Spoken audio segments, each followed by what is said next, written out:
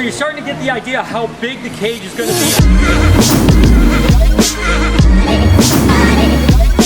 Hey, good morning everybody. Welcome to the vlog and another absolutely beautiful day here down in Texas. Today is a day I've been waiting for over a year. And that's because when I started to think about the Reptarium, the first cage I thought about is a really huge cage that would be an amazing display for my girl Lucy. I just thought to myself, that's going to be the centerpiece when people walk in the door. Now these cages are absolutely enormous as they are. They're actually 8 foot by 6 foot deep by 4 foot tall. But I wanted Lucy's cage to be really extraordinary.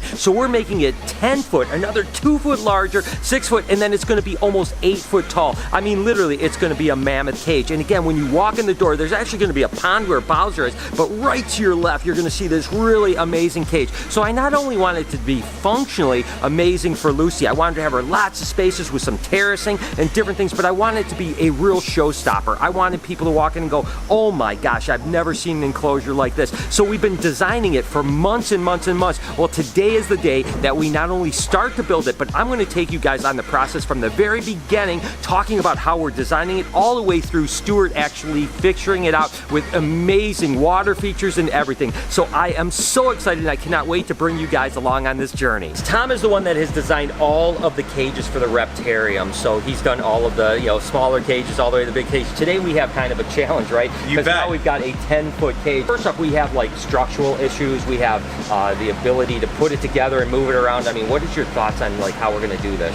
I think that we could use the same design that we used on the smaller cages, make it a little more connections between the sides and the top and the bottom to make it a little bit more structural. Right. And we're going to leave off some of the foam on the sides because Stuart will be able to come back from the inside and the outside and secure it to the wooden frame. Basically, the foam that Stuart, is spraying in this, it helps with the structure. Well, you bet it does. It's a very dense foam that is structural. So you should be able to stand on it, not have it collapse. The idea is again, kind of like that frame. We're going to build like a frame box, you bet, more or less, and then he puts the backdrop in, foams everything out, and then we do the top and front. We put a liner in it before you get started, so it's all waterproof. Waterproof, right. And then we'll make accommodations for making a huge viewing panel in the front, seamless. What are you thinking as far as the front? We're going to go, obviously we want it to be glass, right? But it's not going to be like the other ones. It can't be sliders because it's so big. So right. What's your idea there? I think we're going to use, we'll have a black aluminum frame that we put windows in, and there'll be laminated glass. Okay. Very secure,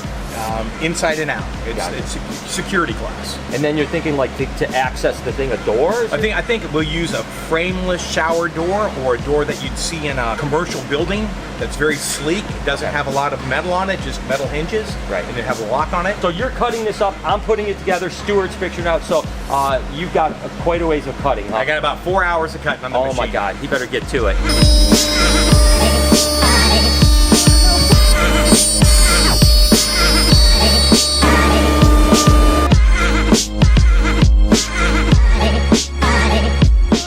Let's go check on Stuart. He's been working all morning on kind of the fixturing and how he's going to lay this thing out. I have no idea. He's such a creative artist when it comes to this stuff. So let's see what he thinks for this cage. So this is like a mock-up that you've been working on. Yep. Holy cow, it's absolutely amazing. Okay, well, as you know, I took off to Florida. We got some molds of some banyan trees. Yep.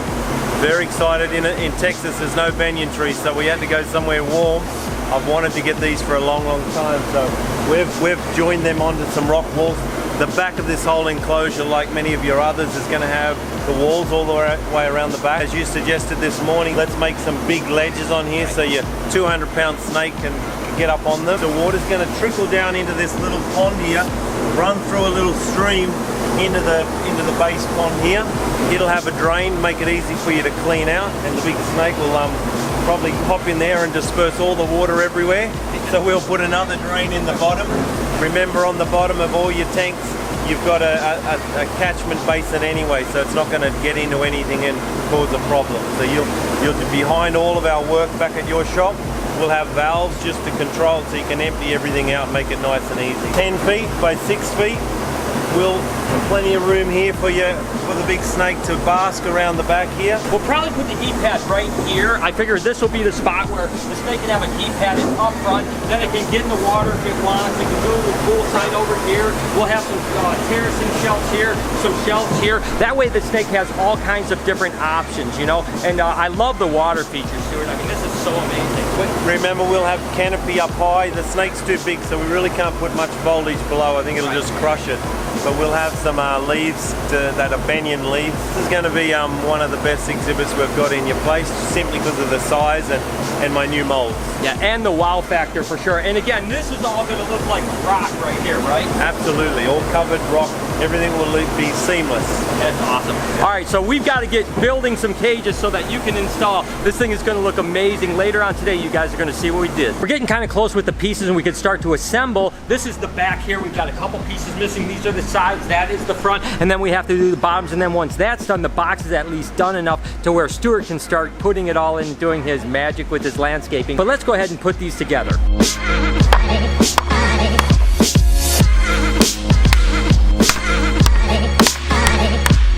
Just to give you guys an idea, this is one of the sides right here. I mean, you can see how tall that cage is. I can barely reach the top of it. So again, the sides are coming together. And then the backs are quite a bit longer, but the same height. So it's coming together nicely.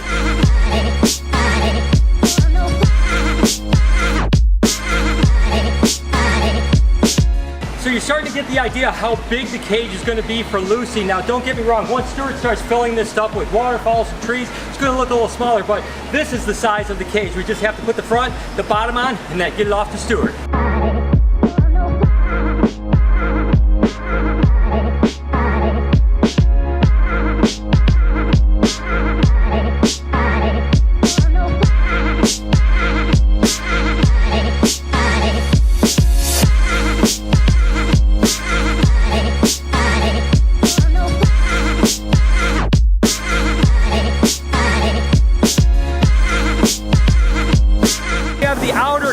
For the cage over here. Now Stuart is going to do his design, kind of put all the backdrop in, kind of seal it all up so it's 100% perfect. Put the water feature in, just kind of finish it out. So in the next hour and a half or 2 hours, this cage is going to look a lot different.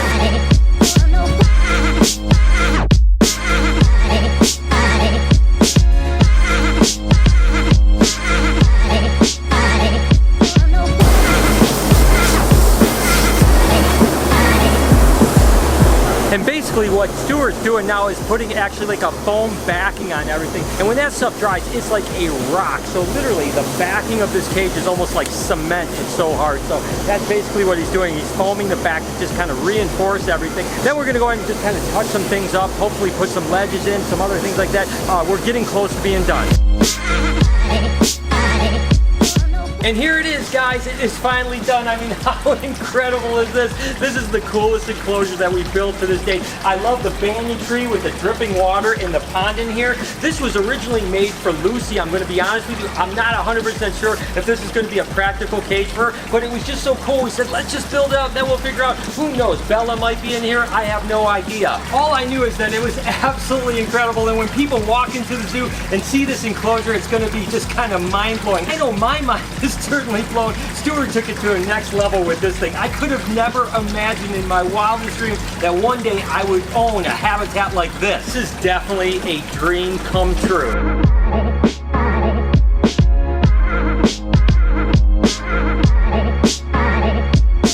You know, the truth is, I've told you guys about this a ton of times that, I've been dreaming about the day of one day working at a zoo, owning a zoo, whatever the case may be. It's been kind of a lifelong dream. Oftentimes, I've told the story about my first memory as a child was of a ball python at a zoo called Belle Isle in Detroit, Michigan. And all these years later, I've just always had this passion to one day walk into a facility, whether I work there or own it, I didn't know. So it's kind of crazy that we're so close to kind of fulfilling this lifelong dream. I tell you, in a way, I'm super excited, but I'm a little bit nervous too, right? Because I mean, all these years of dreaming about it, I'm like, I hope it goes well. I hope that people like it. I hope that it's a success. But the truth is no matter what, I know it's going to be a success because I know I'm going to be sitting in the middle of the reptarium at some point, and I'm going to look around and I'm going to see these amazing habitats and amazing animals throughout it that I know are going to kind of be educating people and getting people excited about animals and reptiles in particular. And how can that not be a success? I have no idea if all the money that I've thrown at this will ever come back to me. The truth is, I don't really even care, because this is something that I've always wanted to do. And it's like I've always told you guys, I want to continue to inspire you to go and follow your dreams, because, hey, listen, I could have never imagined that all these years later that I've been able to do all the crazy things that I've done and now eventually fulfill a lifelong dream of having a zoo. Now, don't get me wrong, this isn't a mammoth place. It's a relatively small zoo, but with enclosures like this, oh my gosh, it's going to be incredible. As a matter of fact, the curator of reptiles for the Dallas Zoo was actually here yesterday, and he saw not this enclosures, but some of the other ones, so I could only imagine what he would have thought of this one, and he was literally blown away, and he said, Brian, these are world-class exhibits that any zoo would be proud to have. I mean, that was a compliment that really, really meant a lot to me, and again, Stuart is the one that deserves all of the credit. It was just my kind of craziness that brought me to this level, and now here we are. Regardless, guys, I'm going to go ahead and end the vlog. I hope that you enjoyed seeing this particular cage from start to finish, from the time that me and Tom talked about how to build it, all the way to where now I'm standing here talking to you guys. I cannot wait to get an animal in here and see how she reacts. I hope that you guys have an absolutely amazing day. As always, thank you so much for your support. You guys mean the world to me, and I really do love you guys so much. Can you do me a couple favors before we get out of here? Can you smash that like button, turn those post notifications on, leave a comment, let me know what you think about this cage. Remember to always be kind to someone, and I promise I will see you guys tomorrow.